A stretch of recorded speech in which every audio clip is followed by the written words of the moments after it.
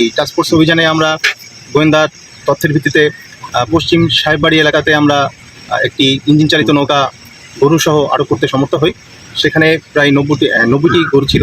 তো এই গরুগুলা পরবর্তীতে আমরা নিয়ে আসার পরে সেটার যে লিগ্যাল প্রসিডিউর জব্দ, সেটার ব্যাপারে আমরা জেলা প্রশাসন সাথে আমরা ডিসকাস করি। লাস্ট যেটা আমরা নির্দেশনা পেয়েছি জেলা প্রশাসন হতে, সেটি হচ্ছে যে এই 90টি গরু, যেটি কিনা দোয়ারা বাজার সীমান্ত থেকে যে বগলা বাজার যেটি আছে ওখান থেকে এই গরুগুলা দোয়ারা বাজার ওখান থেকে লোড করা হয়েছিল এবং সেটি কিনা ধর্মপাশার দিকে যাচ্ছিল, জামালগঞ্জ হয়ে ধর্মপাশার দিকে।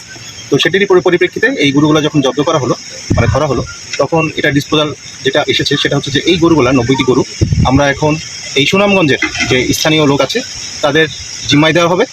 জিম্মায় দেওয়ার পরে এটি ম্যাজিস্ট্রেট কর্তৃক একটি নিয়মিত মামলা দায়ের করা হবে এবং এই মামলার পরিপ্রেক্ষিতে কোর্ট যে নির্দেশনা দেয় সেটার পরিপ্রেক্ষিতে পরবর্তী কার্যক্রম গ্রহণ করা হবে। এই 90টি গরু আপনারা দেখতে পাচ্ছেন যে আমরা যে ধরেছিলাম, তো সেই 90টি গরু স্থানীয় যারা আছে তাদের জিম্মায় নিয়ে যাওয়ার জন্য লোক আসবে জেলা প্রশাসনের পক্ষ। বগলা বাজার থেকে যারা কিনা আসলে হাসিলের মাধ্যমে তাদের বিক্রয় রসিদও আমাদের কাছে দিয়েছে।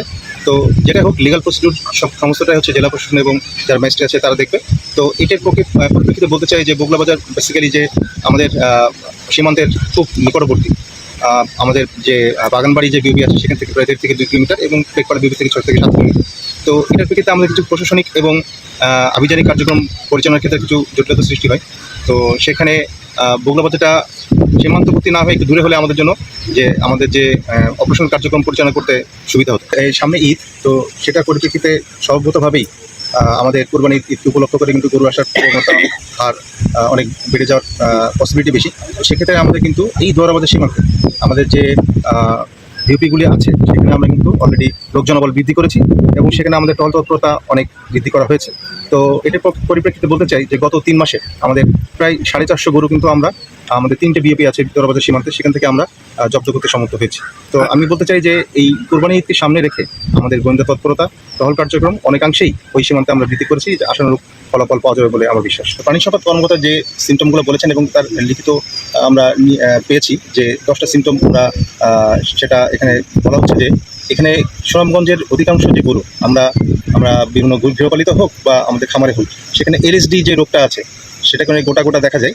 তো সেটার যে সিমটম সেটা কিন্তু এই 90টি গরুর মধ্যে নাই এবং এদের পা ছোট এবং শিংয়ের এবং চেহারার এবং যে চিহ্নের কথা আপনারা বললেন সেটার প্রেক্ষিতে বোঝা যাচ্ছে সম্ভবত এটি বাংলাদেশি গরু না হওয়ার পসিবিলিটি বেশি।